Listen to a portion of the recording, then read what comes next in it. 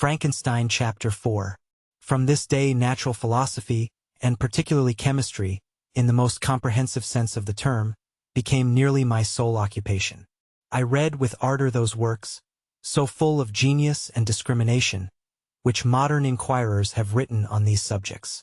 I attended the lectures and cultivated the acquaintance of the men of science of the university, and I found even in M.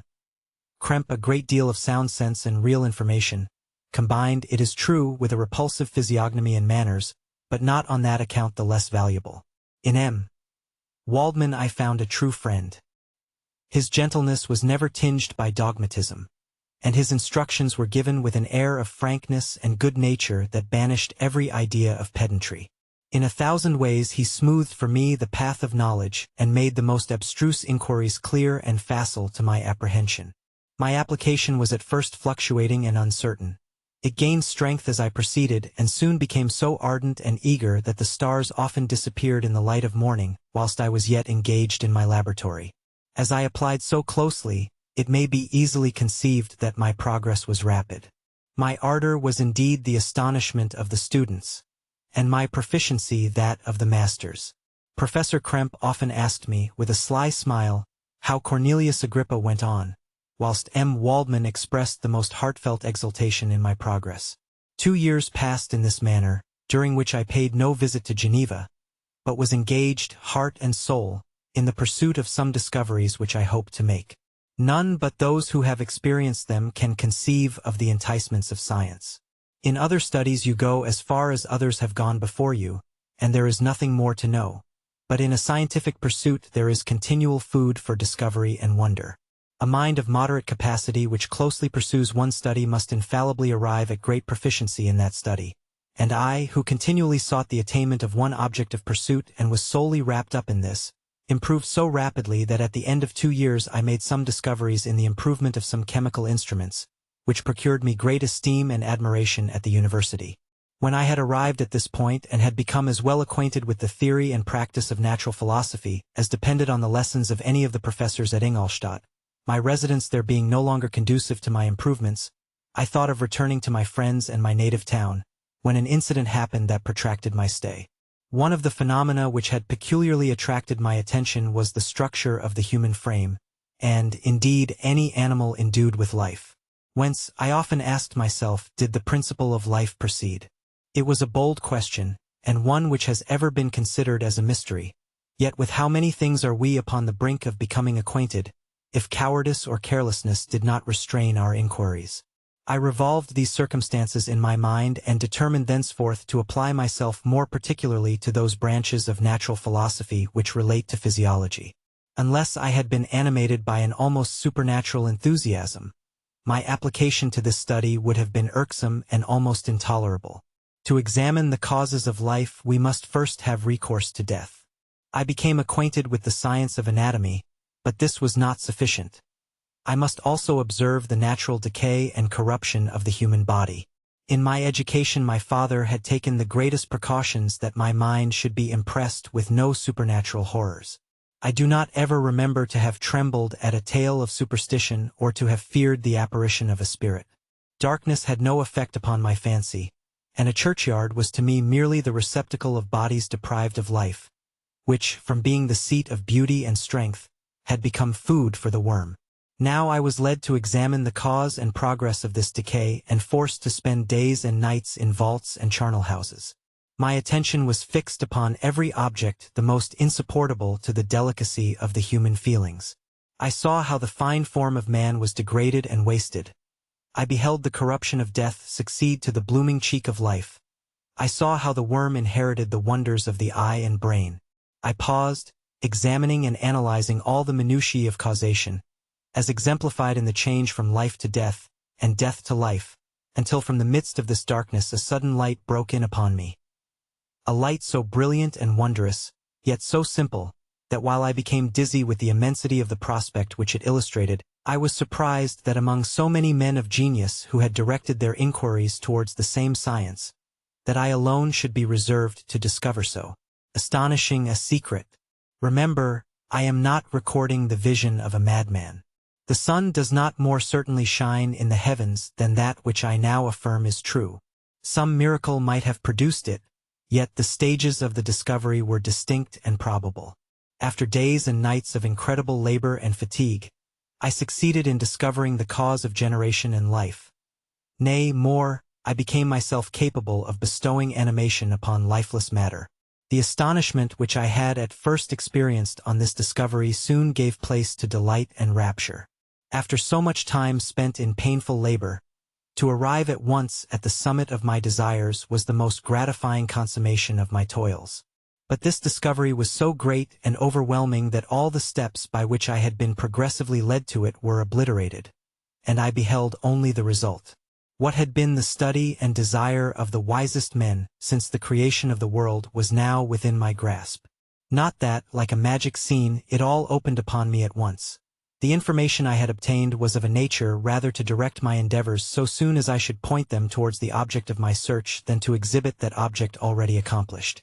I was like the Arabian who had been buried with the dead and found a passage to life, aided only by one glimmering and seemingly ineffectual light. I see by your eagerness and the wonder and hope which your eyes express, my friend, that you expect to be informed of the secret with which I am acquainted. That cannot be.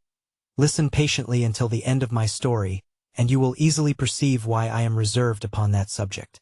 I will not lead you on, unguarded and ardent as I then was, to your destruction and infallible misery. Learn from me, if not by my precepts, at least by my example, how dangerous is the acquirement of knowledge and how much happier that man is who believes his native town to be the world, than he who aspires to become greater than his nature will allow. When I found so astonishing a power placed within my hands, I hesitated a long time concerning the manner in which I should employ it. Although I possessed the capacity of bestowing animation, yet to prepare a frame for the reception of it, with all its intricacies of fibers, muscles, and veins, still remained a work of inconceivable difficulty and labor. I doubted at first whether I should attempt the creation of a being like myself, or one of simpler organization. But my imagination was too much exalted by my first success to permit me to doubt of my ability to give life to an animal as complex and wonderful as man.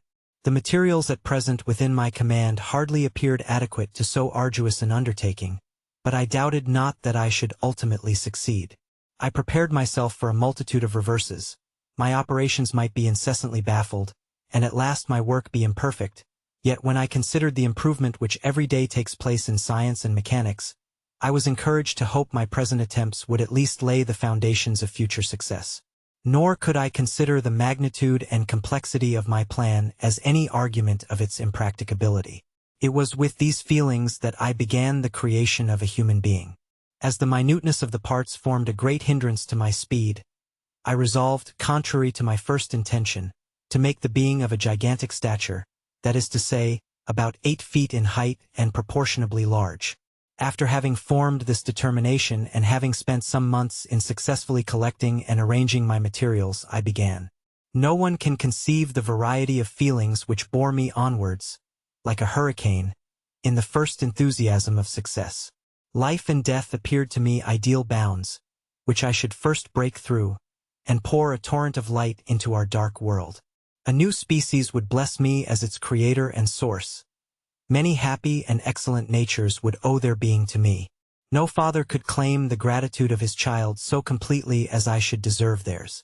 Pursuing these reflections, I thought that if I could bestow animation upon lifeless matter, I might in process of time, although I now found it impossible, renew life where death had apparently devoted the body to corruption.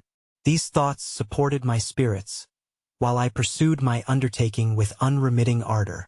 My cheek had grown pale with study, and my person had become emaciated with confinement. Sometimes, on the very brink of certainty, I failed. Yet still I clung to the hope which the next day or the next hour might realize. One secret which I alone possessed was the hope to which I had dedicated myself. And the moon gazed on my midnight labors, while, with unrelaxed and breathless eagerness, I pursued nature to her hiding places. Who shall conceive the horrors of my secret toil as I dabbled among the unhallowed damps of the grave or tortured the living animal to animate the lifeless clay? My limbs now tremble and my eyes swim with the remembrance. But then a resistless and almost frantic impulse urged me forward. I seemed to have lost all soul or sensation but for this one pursuit. It was indeed but a passing trance, that only made me feel with renewed acuteness so soon as, the unnatural stimulus ceasing to operate, I had returned to my old habits. I collected bones from charnel houses and disturbed, with profane fingers, the tremendous secrets of the human frame. In a solitary chamber, or rather cell, at the top of the house, and separated from all the other apartments by a gallery and staircase, I kept my workshop of filthy creation. My eyeballs were starting from their sockets in attending to the details of my employment. The dissecting room and the slaughterhouse furnished many of my materials, and often did my human nature turn with loathing from my occupation, whilst, still urged on by an eagerness which perpetually increased, I brought my work near to a conclusion. The summer months passed while I was thus engaged, heart and soul, in one pursuit. It was a most beautiful season. Never did the fields bestow a more plentiful harvest or the vines yield a more luxuriant vintage, but my eyes were insensible to the charms of nature. And the same feelings which made me neglect the scenes around me caused me also to forget those friends who were so many miles absent, and whom I had not seen for so long a time. I knew my silence disquieted them, and I well remembered the words of my father. I know that while you are pleased with yourself you will think of us with affection, and we shall hear regularly from you. You must pardon me if I regard any interruption in your correspondence as a proof that your other duties are equally neglected.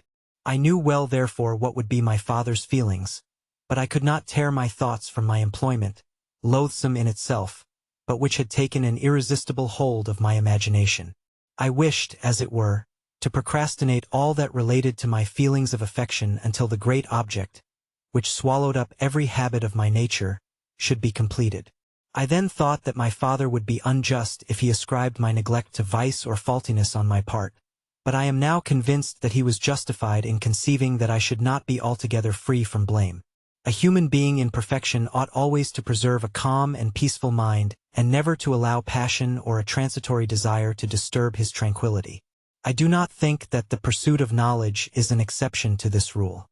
If the study to which you apply yourself has a tendency to weaken your affections and to destroy your taste for those simple pleasures in which no alloy can possibly mix, then that study is certainly unlawful, that is to say, not befitting the human mind.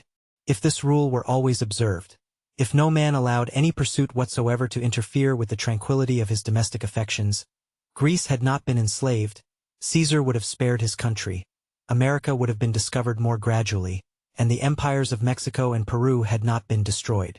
But I forget that I am moralizing in the most interesting part of my tale, and your looks remind me to proceed. My father made no reproach in his letters, and only took notice of my silence by inquiring into my occupations more particularly than before. Winter, spring, and summer passed away during my labors, but I did not watch the blossom or the expanding leaves, sights which before always yielded me supreme delight. So deeply was I engrossed in my occupation. The leaves of that year had withered before my work drew near to a close, and now every day showed me more plainly how well I had succeeded. But my enthusiasm was checked by my anxiety, and I appeared rather like one doomed by slavery to toil in the mines, or any other unwholesome trade than an artist occupied by his favorite employment. Every night I was oppressed by a slow fever, and I became nervous to a most painful degree. The fall of a leaf startled me, and I shunned my fellow creatures as if I had been guilty of a crime. Sometimes I grew alarmed at the wreck I perceived that I had become. The energy of my purpose alone sustained me. My labors would soon end, and I believed that exercise and amusement would then drive away incipient disease, and I promised myself both of these when my creation should be complete.